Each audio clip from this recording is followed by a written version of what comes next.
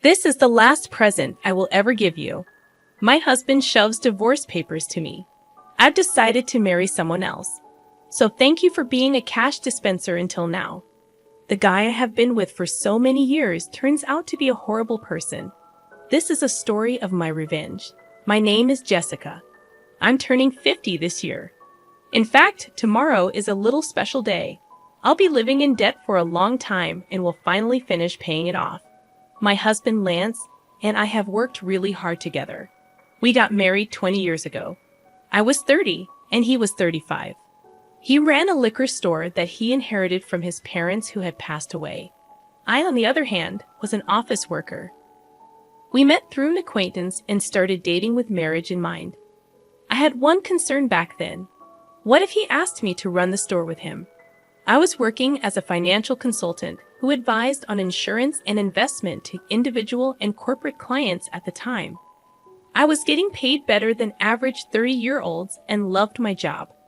I was studying for certification to take my career to the next level when he proposed to me. He said, "I know you have been working hard to get the certification. I want to support you in any way I can. I have enough staff at the store so I can manage it myself. You should pursue your dreams." His assurance was a catalyst for my decision to marry him. He was benevolent and always on my side. I truly wanted to build a life with such a man. As we agreed in the beginning, he focused on his business, and I focused on my work. We thought that our marriage was going well. About a year into it, he went to work, and I was spending my day off at home. When I was vacuuming under the bed, it caught a lot of papers. It had been less than 6 months since we moved in. I wondered why there was such clutter. I picked up a crumpled piece of paper and opened it. The header in bold letters jumped into my eyes. Reminder of payment. The total amount of the debt under Lance's name was $200,000. $200,000 was not $2,000, is it? My head started spinning. Why did he hide such a large amount of debt from me? I questioned him as soon as he got home that day. What is this debt? What's going on? No, it's not what you think. It was left to me by my parents. That was not a personal debt, but rather on his liquor store. It was made by his parents, and when he took over the business, it also came along. It was secured by the land and the house we lived in, so he had no intention to renounce the inheritance. I understood that it was not his personal debt, but it was not something that could be left unattended. But this is a payment reminder. Aren't you paying back every month? I am, but sales fluctuate from month to month. Sometimes I can't pay them back during the slow month. I have to pay my staff first, so I've asked them to wait. That's when the letter came.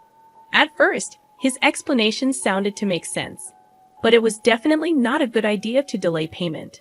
The letter included the words, "Final notice." I didn't tell you because I didn't want you to freak out. Don't worry though. Business is on track, and we haven't been evicted from the house, right? That's true, but... I looked at him anxiously. Then he mentioned something unexpected. "If you're so worried, why don't you help me pay it off? You are making quite a lot, aren't you?" I wasn't comfortable with where he was going. It was not my store, and a husband and a wife were supposed to help each other. My debt is also yours. That's a bit sudden. Are you okay if my store went out of business? Many people would suffer if it was gone, you know. I guess he was right. His store had become an indispensable part of the community. It was located in the suburbs where there weren't many shops or supermarkets around. He was also selling fresh foods such as meat and fish and offered a home delivery service. I visited the shop several times, and it was always busy. Some customers stated that they were so grateful to have it in the neighborhood. "Please, honey, I'll be focused on keeping my business rolling. Please help me pay off my debts." I respected the way he took his work seriously and devoted himself. I didn't want to see his store disappear. I didn't want that to happen for sure.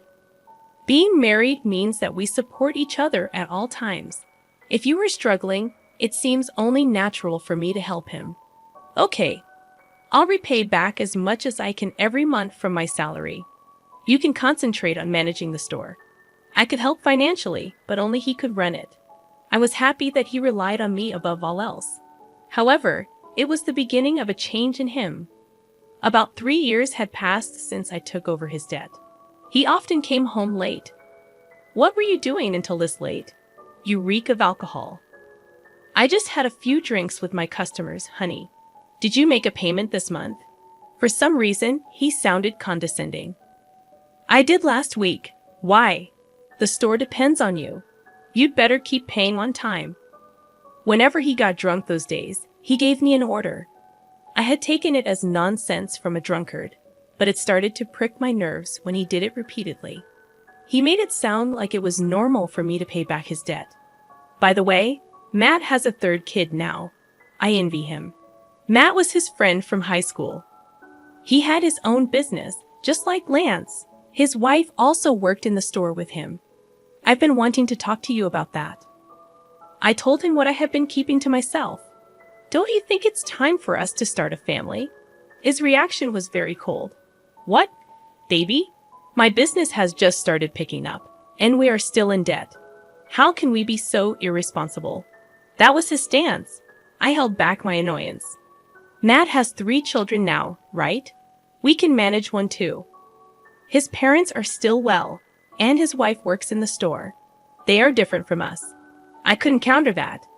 I'd always thought that I would have children when I got married. My dream was crushed easily, so until I pay off all your debts, we can't have a baby.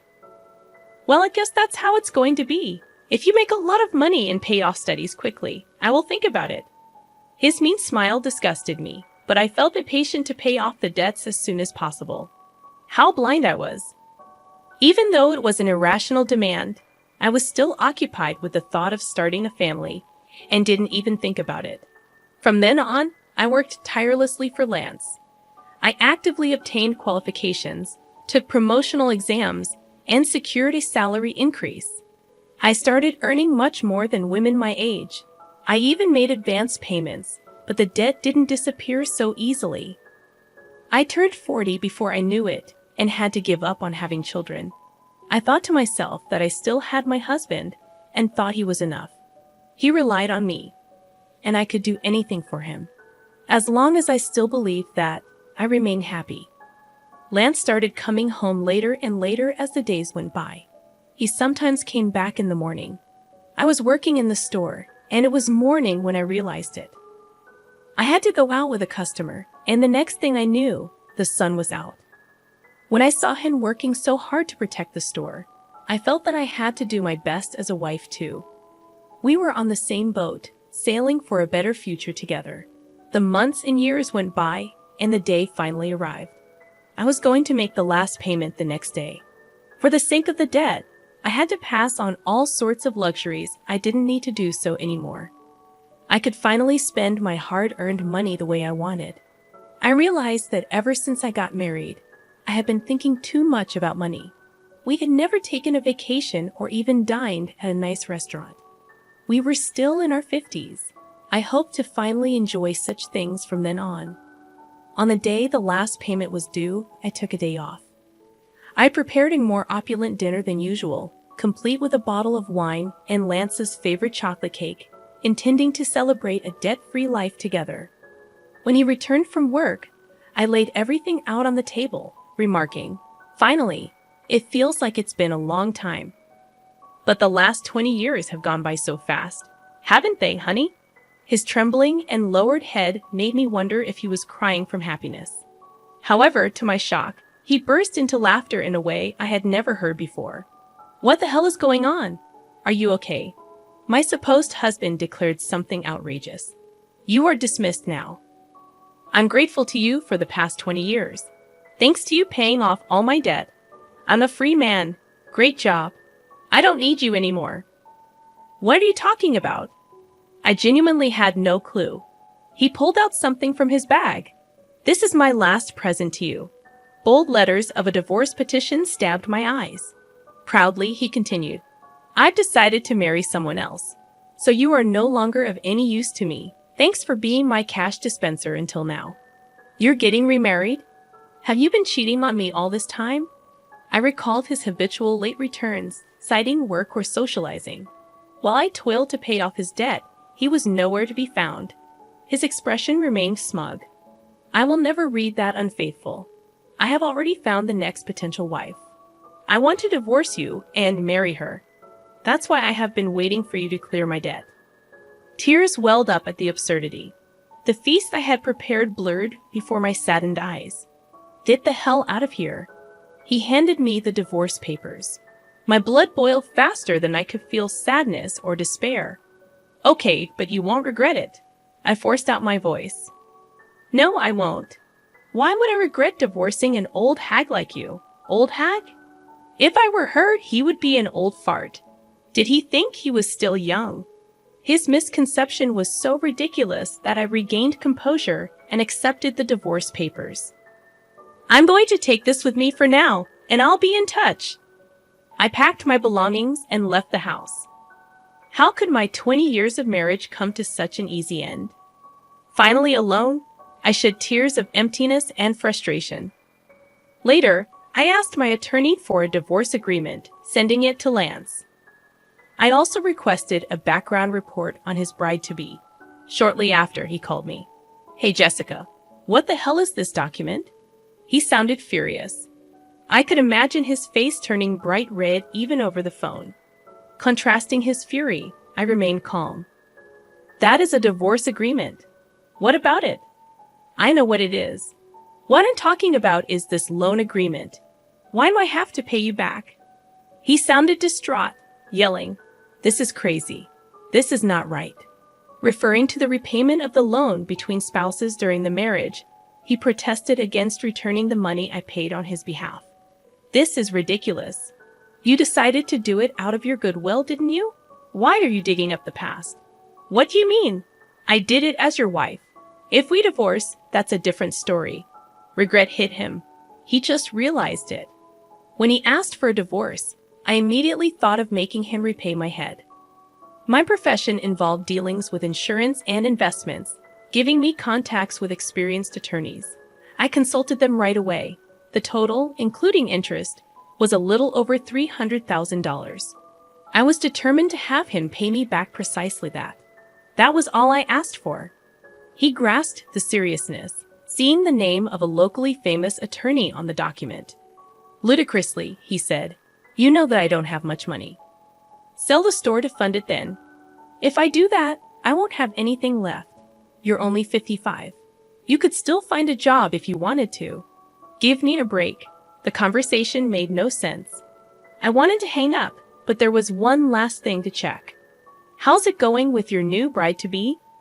"None of your business." I burst out in laughter. It seemed like he was going through a lot. "Good luck." I was about to hang up. "Wait a minute. I've decided not to marry her. We can start over." For some reason, he pleaded with me. I yelled my last words and hung up. "Start over? Don't kid yourself. I don't want you. I had been married to such a man for 20 years. Did I look more ridiculous than him in the eyes of others? I respected him until the divorce. I had watched him work hard for the store and his customers. 20 years later, I realized he was just a fool. The mentioned remarriage started with innocent flirtation with a part-time university student, Melissa. "You are so cute, Melissa. Will you be my wife?" She played along, jokingly replying, "Well, I would think about it if you let me be a full-time housewife." The truth was, he believed she was serious. Marrying a man nearly 40 years her senior seemed like a mere joke to her. It turned horrifying when he persistently pressed her to marry him, leading her parents to intervene and obtain a restraining order against him. Reading the private investigation report, I laughed so hard I hyperventilated. When he came home late, I assumed he was working hard, unaware of the truth. Instead, he was hitting on young girls at bars and strip joints, boasting, "I'm surprisingly popular with young girls. I'm a salesman, so I have this easy-to-talk-to aura and get along with them. And I'm told that I look younger. Don't you think so?" The girls apparently cringed at his comments. With no use for his older wife and viewing me only as a cash dispenser, his misconceived self-image turned him into a somewhat laughable stalker who almost got in trouble with the police. Perhaps it would have been better if he had cheated on me. Unfortunately, he couldn't even find a mistress. The reason behind his pursuit of a young girl was his friend Matt having a grandchild. Matt recounted. As soon as he saw my grandchild, he said he wanted to have a child himself. I scolded him, saying he shouldn't say such a thing. You had been paying his debt for him. He was absolutely mortified. I'm glad I didn't spend my golden years with that man, I muttered. My divorce finalized, and despite unclear property division, he gave up due to my attorney's reputation. I wondered how such a gutless person had stayed in business. He sold the store to pay me back. Fortunately, just before the sale, his employees abandoned him. Customers frowned at him for giving up a family business. When they learned the reason was to pay his ex-wife, shock spread through the community. He got what he deserved when he demanded a divorce. A true story that sounded like a comedy circulated. Even if he hadn't sold the store, the bad publicity would have affected his business. Selling before bankruptcy was probably a blessing. The money wasn't enough, so he still works part-time to pay me back. Sometimes he messages, "It was all my fault. Can we get back together?" Even after blocking, he calls from different phones. "If you contact your ex-wife any further, we'll file a restraining order," warned my attorney. The calls stopped. He is terrified of the attorney. Guess what I do now? I'm a marriage counselor. Turning 50, I joined my friend's matchmaking business. I quit my previous job, helping singles find a match, offering advice on finances, insurance, etc. Couples appreciating frank discussions from the beginning increased our membership. Having been through a lot, I don't want them to make the same mistakes I did. Though my salary is lower, I enjoy helping others be happy every day. I found happiness after getting rid of my ex-husband. Today, I'm a bridge to someone else's happiness.